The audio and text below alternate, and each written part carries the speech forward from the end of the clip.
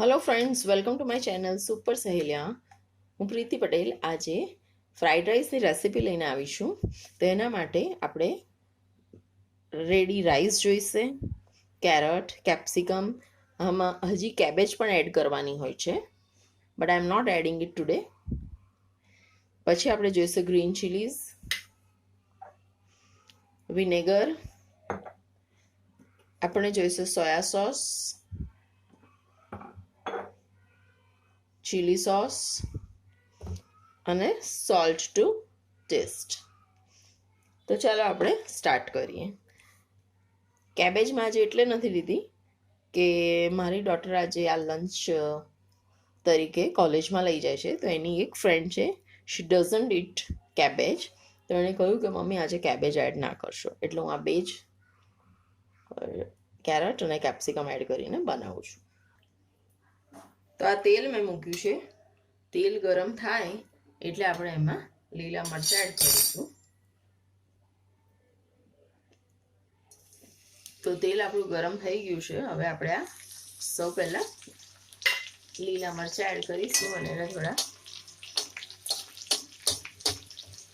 Fry કરીશું. ત્યાર પછી આપણે આ કેરેટ એડ કરીશું.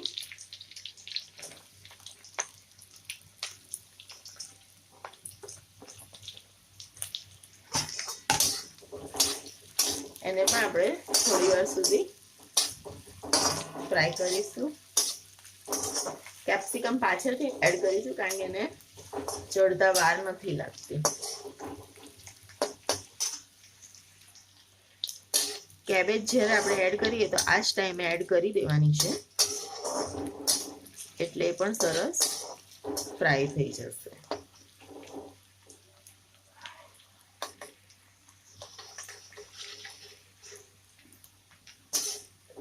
ગાજરનો કલર આપણો ચેન્જ થઈ ગયો છે. હવે આપણે એમાં કેપ્સિકમ એડ કરી દઈશું.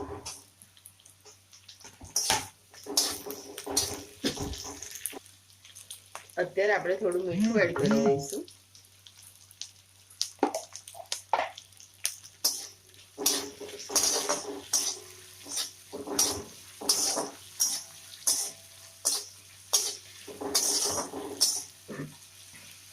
હજી થોડી વાર કેપ્સિકમને આપણે ફ્રાય થવા દઈશું.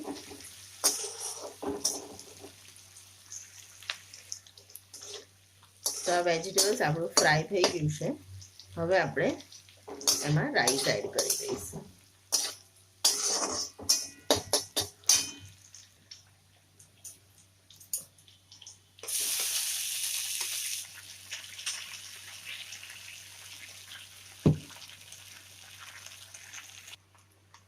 ભાત આપણે એડ કરી દીધો છે. હવે આપણે થોડો સોયા સોસ એડ કરીશું.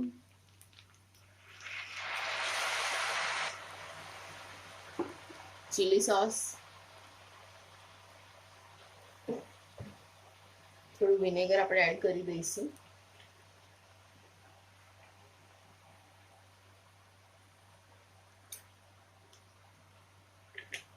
અને આપણો જે મસાલો છે એ એડ કરીશું. આ કયો મસાલો છે? આ શેઝવાન ફ્રાઈડ રાઈસ મસાલો છે. અને આપણે સોલ્ટ એડ કરીશું.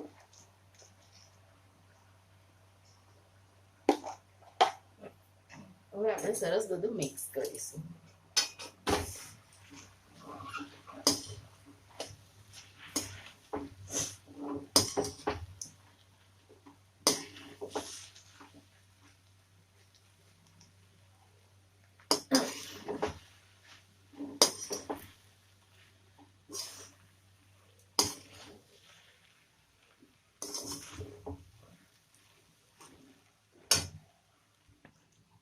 તો હલાઈને રેડી છે.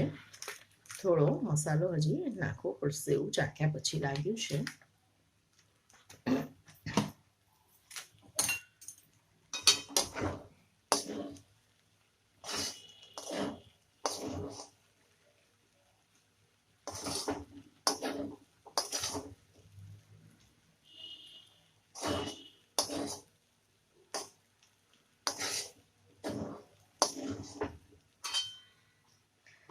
આમાં હજી તમે ઓનિયન એડ કરવી હોય તો કરી શકો છો, સ્ટાર્ટિંગમાં, નોટ નાવ. તો ફ્રેન્ડ્સ, તમને મારી આ ઝટપટ ફ્રાઈડ રાઈસની રેસીપી સારી લાગી હોય તો મારી ચેનલને લાઈક, શેર ને સબસ્ક્રાઈબ કરજો. Thank you.